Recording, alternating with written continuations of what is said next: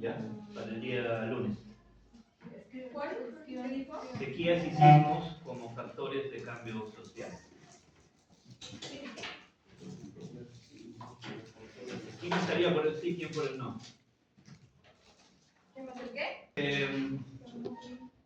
Profesor, sobre el debate es... Con el tema, ¿no? Porque también me traen en cosas que no tienen nada que hacer con lo que les estoy pidiendo. Tercero, que en el ensayo haya referencias bibliográficas.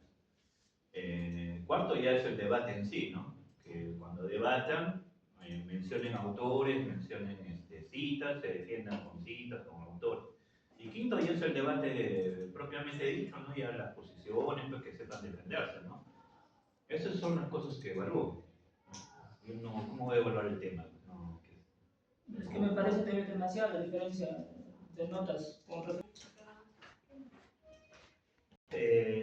sobre la historiografía medioambiental. Bien. Hay algunas temáticas de historiografía medioambiental en el Perú. Les estaba mencionando algunas, bueno, una la clase pasada.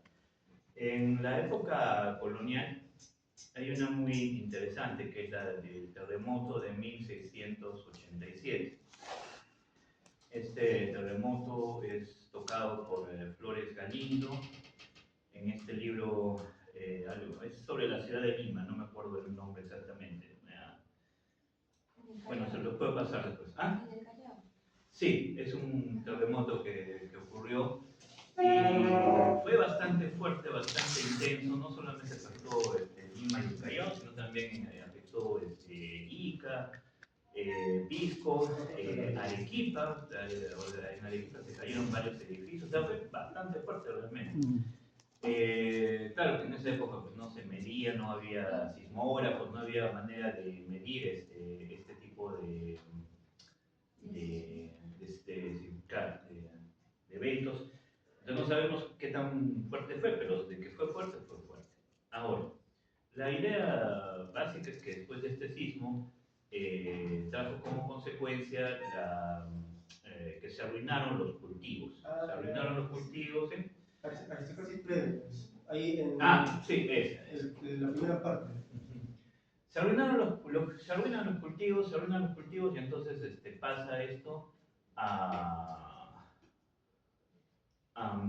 el comercio se empieza a importar de Lima trigo desde Chile.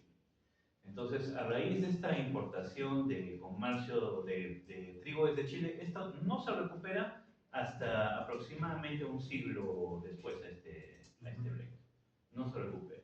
Y trae como consecuencia una alta prosperidad para el área chilena. Tiene como consecuencia una alta prosperidad, porque el Perú prácticamente, o sea, bueno, la zona que hoy en día es Perú, ¿no? Se convierte en un importador neto de todos los productos que tiene que consumir. Mientras que a la vez, y eso es lo extraño, bueno, se supone que el sismo lo que afecta son los terrenos de cultivo, afecta los, ¿cómo se llama esto? Por donde pasa el agua, las acequias, los canales, afecta los canales. Entonces, a raíz de esta afectación de canales, pues es que se produce la sequía, como una no sequía, ¿no? Sino que se produce pues falta de agua, mala producción. Pero lo extraño es que realmente es justo el año del sismo, hay un tope de producción, o sea, es muy buen año de producción. Y aparte de esto, pues, como les digo, en la zona norte del país empiezan a prosperar los sembríos de caña de azúcar. Entonces el Perú se empieza a convertir en un exportador neto de caña de azúcar, lo que también traía gran prosperidad. Pero el tema es de que incluso cuando, como 100 años más o menos, 50 años después, se recupera la producción de trigo, no obstante eso, en Lima se continúa básicamente importando trigo del área de Chile. Y se sigue haciendo pan con el área de Chile. Que eso ya eran los comerciantes, los panaderos de Lima. Por panadero no me refiero pues, a una persona que tuviera un poco de una tiendita chiquita, ¿no? Donde vende pan, sino me refiero a gente que fabricaba panes en grandes cantidades, ¿no? Bien, y pues esto lo lleva a Galindo pues, a sospechar de que eso no había sido, o sea, que el terremoto en sí no causó el problema del desabastecimiento, sino que fue una cuestión económica, o sea, una digamos, entre comillas, viveza de los comerciantes, que pusieron eso como excusa para poder remitir todo el monopolio de la producción triguera hacia el área, todo el monopolio de la producción triguera hacia Chile. Es decir, pensando más en el mercado externo para poder exportar azúcar que en el mercado interno para poder consumir trigo. Hay algo que me estoy olvidando y no me acuerdo qué es. Había una explicación de geógrafos o científicos de la época que intentaron dar una explicación. Ah, ya, sí, claro. O sea, ellos entendían pues, que salía un efluvio maligno, ¿no? Sí. De dentro de la Tierra, y ese efluvio, sí, sí. Y ese efluvio maligno, o sea, no solamente que causaba una mala cosecha, sino que incluso cuando había buena cosecha, lo contaminaba el trigo, ¿no? Lo contaminaba el trigo. No, pero eso que pasa, no estoy bien. ¿No? Estos comerciantes, entonces, estos agricultores de esta área, le dicen al gobierno colonial, o sea, hemos tenido un pésimo año, hemos tenido problemas con la cosecha, y líbranos del impuesto de la alcabala. Entonces el rey les concede que durante 5 años no paguen la alcabala. Y, bien, pero cuando se están por cumplir los 5 años para el no pago de la alcabala, nuevamente ellos se dirigen al rey y le dicen, un poco más, amplíanos, porque seguimos mal, o sea, seguimos sin poder tener una producción conveniente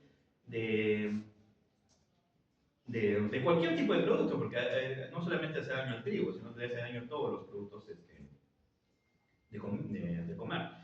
Y necesitamos esto. También hay temas de que, por ejemplo, ciertas personas dicen, bueno, nuestras esposas, nuestros hijos están mal, se enferman, porque tienen, por esta escasez de trigo, ¿no? Se están viendo obligados a comer maíz, ¿no? A raíz de esto se están viendo obligados a comer maíz, ¿no? Y bueno, el maíz pues es comida de indios, ¿no? Entonces no como lo que están diciendo es como que es una... o sea, los está enfermando la falta de trigo. Pero mientras tanto, como les digo, o sea, el trigo proviene de Chile y en grandes cantidades. Ahora, Chile sí, o sea, su naturaleza se prestaba más al sembrío de trigo que lo que no, se sembraba alrededor de Lima, etc. Pero aún así, ¿no? O sea, ven como que es una cuestión económica, ¿no? Flores Galindo pues, señala finalmente o concluye que el problema, o el gran problema que hay, es que se ha asumido siempre que tenía razón, ¿no? Es decir, que a raíz del terremoto hubo la debacle de los cultivos, ¿no? Una falta de prosperidad, y eso hizo que Chile subiera, ¿no? Por esta producción triguera que tenía. Pero que en realidad todo deviene de la fuente. Es decir, las fuentes respecto a este tema son bastante escasas, muy posteriores a cuando ocurrió el acontecimiento. No hay suficientes testigos, no hay suficientes corroboraciones de que esto hubiera sido así, y es en buena cuenta una especie de historia, ¿no? Que se ha introducido, ¿no? Como si fuese un hecho absolutamente cierto, ¿no? Que mencionan muchos historiadores, pero que realmente, muy posiblemente, nunca se produjo, ¿no? O sea, fue un tema más económico. Entonces, esto es muy interesante, ¿no? Muy interesante, porque pueden ver ahí varias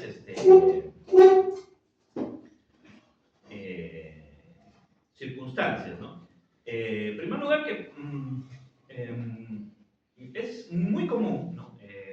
Duby, por ejemplo, lo menciona, que bueno, en la historia moderna, ¿no? En la historia moderna no solamente analizamos los hechos, ¿no? Analizamos lo que pasó, analizamos nuestra referencia del presente con lo que pasó, o sea, sino que también analizamos al observador, o sea, al sujeto que observa, ¿sí? Entonces, vemos, por ejemplo, por qué quien hace, o pues, supuestamente la fuente, o el mismo historiador, por qué hace o escribe la historia que termina escribiendo, ¿sí? O sea, ¿de dónde saca sus datos? ¿Por qué? ¿Cuáles son sus causales? ¿Cuáles son sus motivaciones más internas para llegar a escribir lo que termina escribiendo? Eso es un aspecto.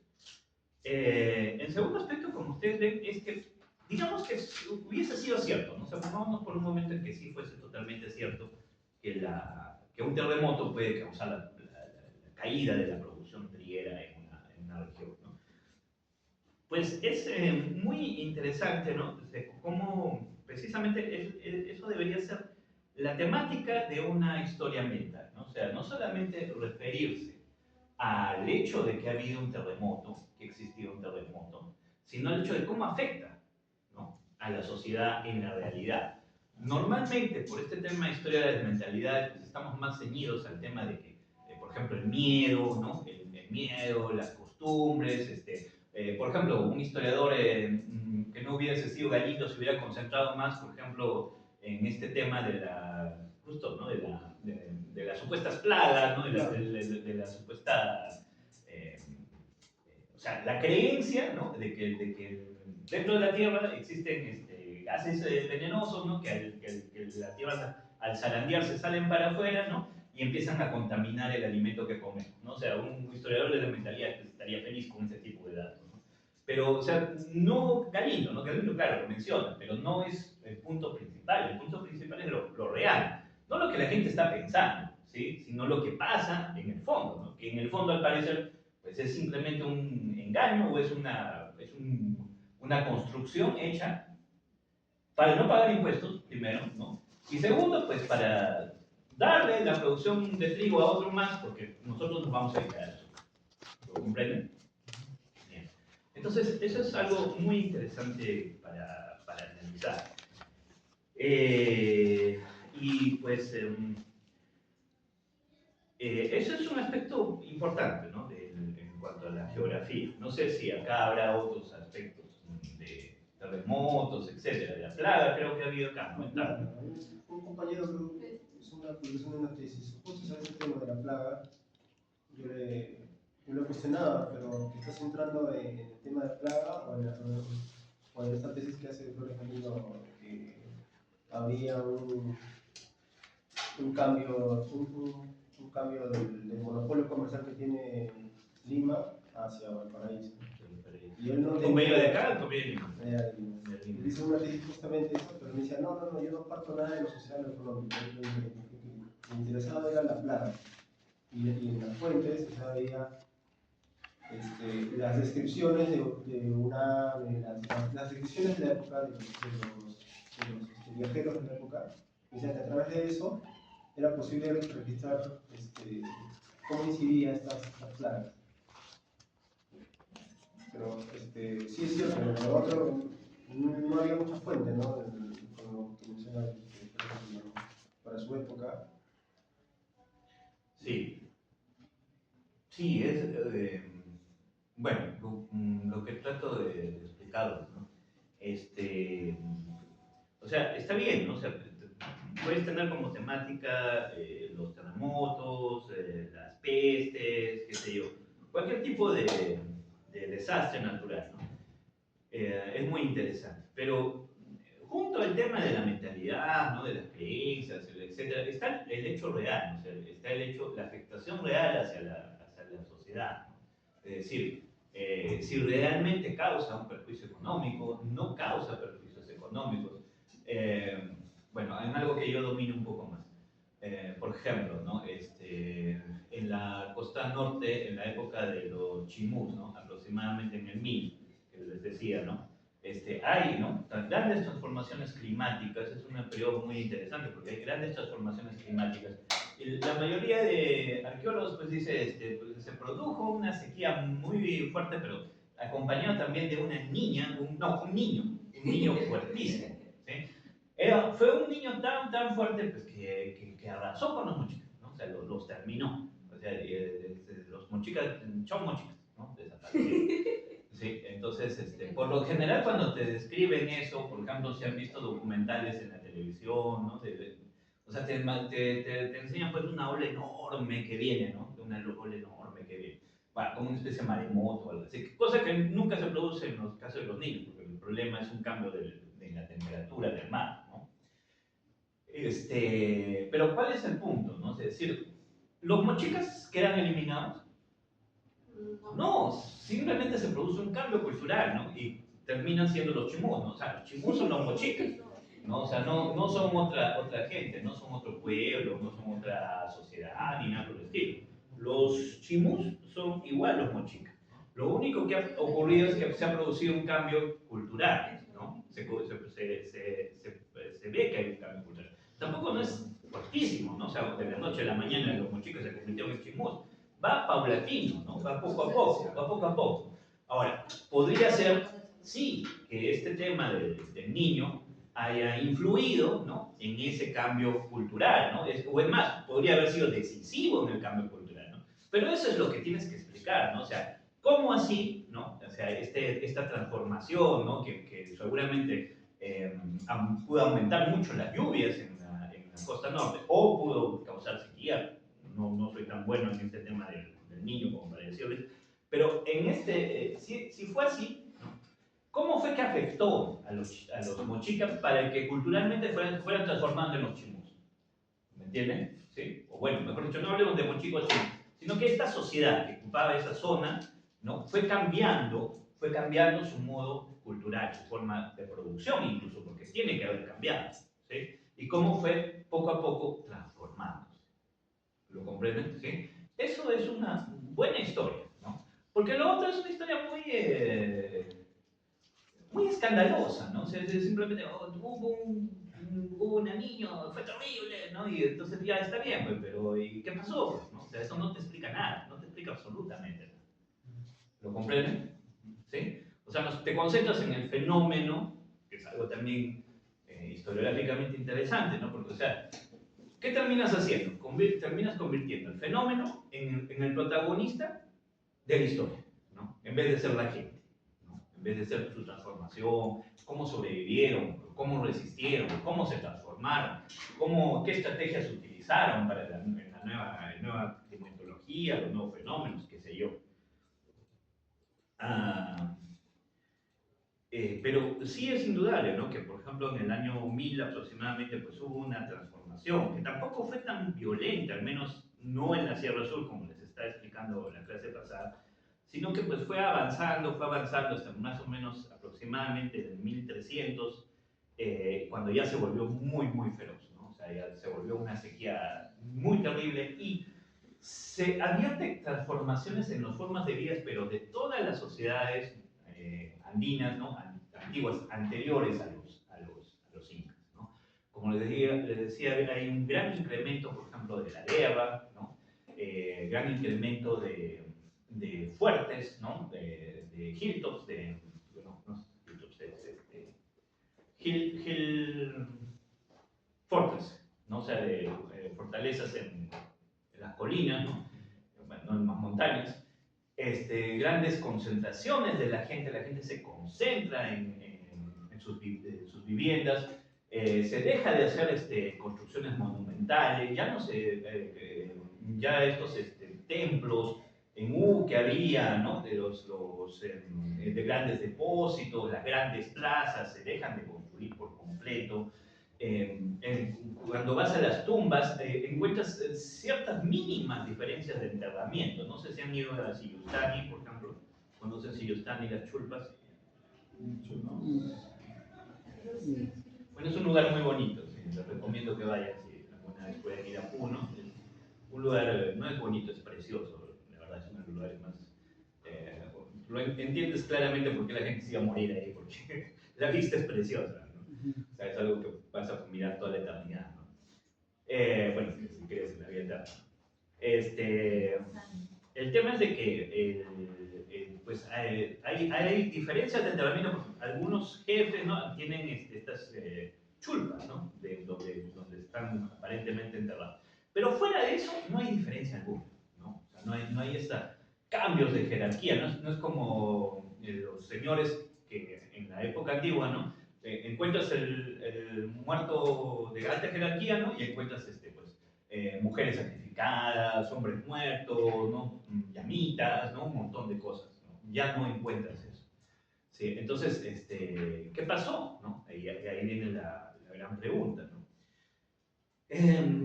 Por ejemplo, Itier señala que lo que ocurre en esa época es que él, por ejemplo, dice, ¿no?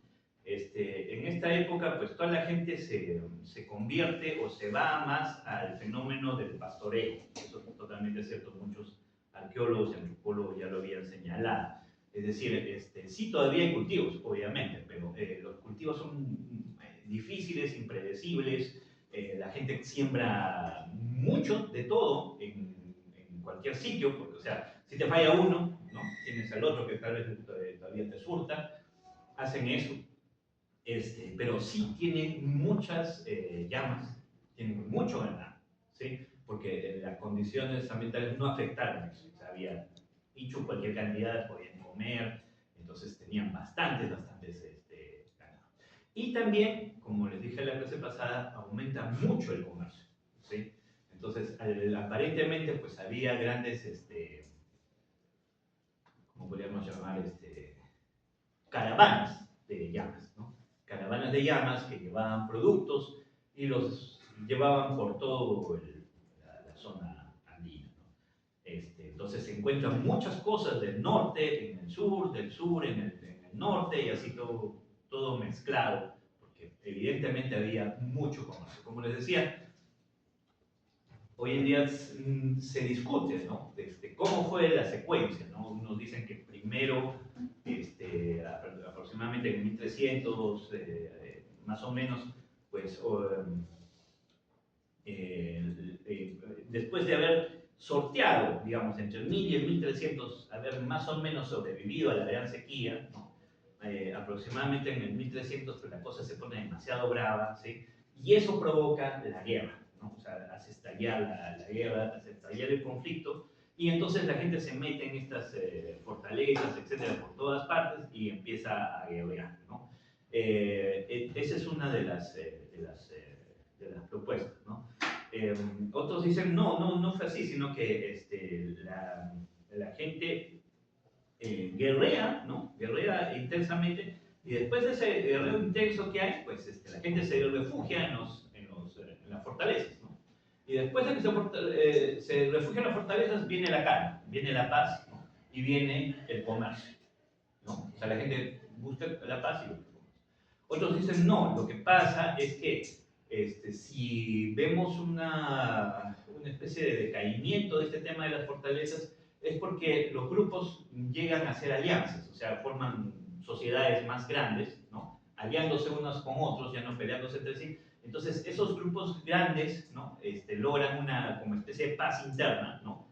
Aunque belicosidad hacia afuera, y esa paz interna permite, ¿no? Negociando entre unidades grandes, ¿no? Politis grandes, permite la expansión del comercio de las caravanas. Bueno, hay, como les digo, muchas diversas teorías. Nadie sabe exactamente qué pasó, pero lo que les iba a decir es que se señala, ¿no? De que en esto pues aparecen los incas, ¿no? Y los incas conquistan estas zonas. Pero lo que te dicen básicamente es de que el imperio inca se expande en un propósito de demostrar quién era más capo, ¿no? O sea, quién era más señor, ¿no? Como están algunos cronistas como Betanzos, por ejemplo, ¿no? O sea, quién era más señor, quién tenía mayor capacidad o quién tenía el derecho de ser el solo señor, ¿no? Entonces, se produce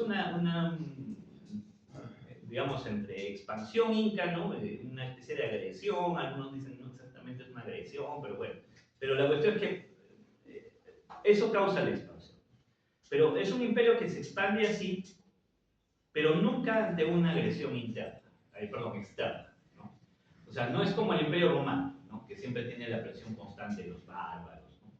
Lo comprendo. Sino es un imperio que surge en un gran espacio que es casi exactamente igual y revienta ahí, ¿no? Se empieza a expandir y una vez que se expande pues es todo, ¿no? O sea, ¿por qué? Porque ya desaparecían las causas del conflicto, ¿no?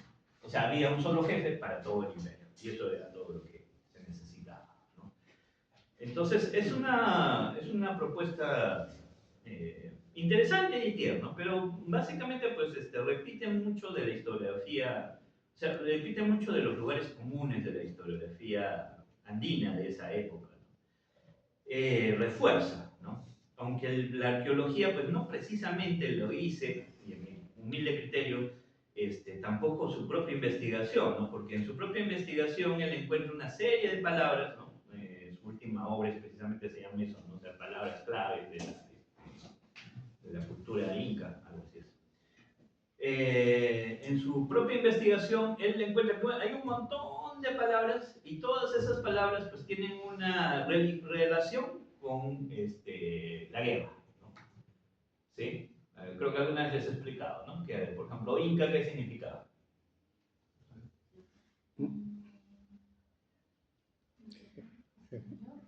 ¿Ah? ¿No? Después, había otras como, por ejemplo, Malki. ¿Ah? ¿Perdón? Malki es el... Sí, él dice precisamente casi todo el mundo le dice Malki a la momia, pero él dice no es la momia. Malki es el antepasado, pero no es la momia, ¿no? O sea, si no es un ser vivo, no es el ser muerto, sino es el ser vivo, que cuando estaba vivo, ¿no? Funda un linaje, ¿no? Pero ese linaje lo funda ¿cómo? Conquistando un territorio, ¿sí? O sea, a partir de la conquista de un territorio, ¿sí? Para sus descendientes, permanente para sus descendientes, se convierte en el Malki. Por eso que estaban en la guerra, o sea, aparecían en Andas en la guerra porque era como el estandarte. Posiblemente, posiblemente. Pero sí, o sea, claro, pero lo que él menciona es, estamos hablando del vivo, no del muerto. Ahora, claro, posiblemente por eso, por una asociación simbólica también lo llevaban a la guerra. Pero cuando hablas de Malki, Malki es el vivo, no la persona, no el cadáver, no la momia. Después, ¿qué otras palabras?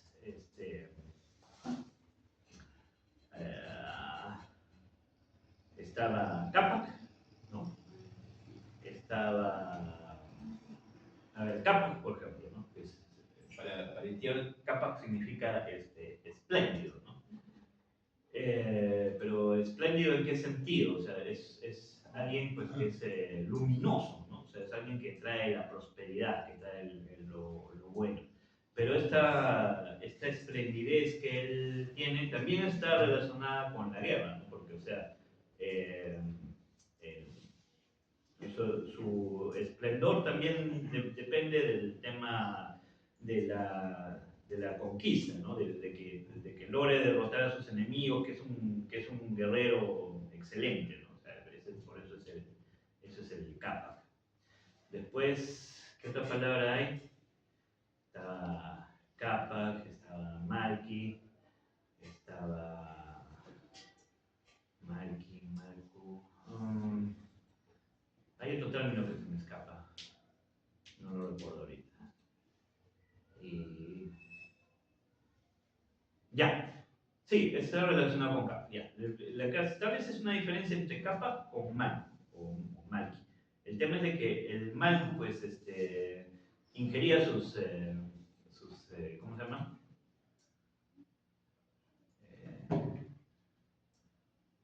Sus alucinógenos, ¿no? Ingería sus alucinógenos, ¿no? Pero por el contrario, el Capac no, el Capac era más de la distribución, ¿no? Distribución de... Pero Capac... Y Dion dice algo muy interesante, ¿no? Es decir, que dice, ¿por qué deja de existir o por qué, o sea, por qué él insiste que estas comunidades que estaban en los fuertes estaban dirigidos por Big Man, ¿no? O sea, grandes hombres. Pero, ¿por qué dejan de existir supuestamente estos grandes hombres? ¿Por qué aparecen estos grandes hombres? Él dice, son distribuidores, además eran ricos, ¿no? Porque eran los dueños de las llamas que hacían en las caravanas, que hacían el transporte de la mercancía. Y esta riqueza, pues, les permitía, ¿no? El dominio, o sea, les permitía, primero, relacionarse y transar con las poblaciones que no eran de la zona más alta, ¿no? ¿Por qué? Porque pues, las poblaciones de las zonas más bajas necesitan el abono, ¿no? Que le puede dar la deposición de las llamas, ¿no? Entonces los llevaban hacia las zonas bajas, ¿no? Los hacinaban las llamas en corrales, pues depositaban, y después con ese guano, los de las zonas bajas ponían el guano y así hacían fértil sus zonas, ¿no? Entonces con esto tenían pues, relaciones como especie de compadrazgo con estas comunidades, ¿no? Y podían contar con su apoyo, ¿no? Y también con su intercambio de bienes, ¿no? Del mismo modo señala que además de esto,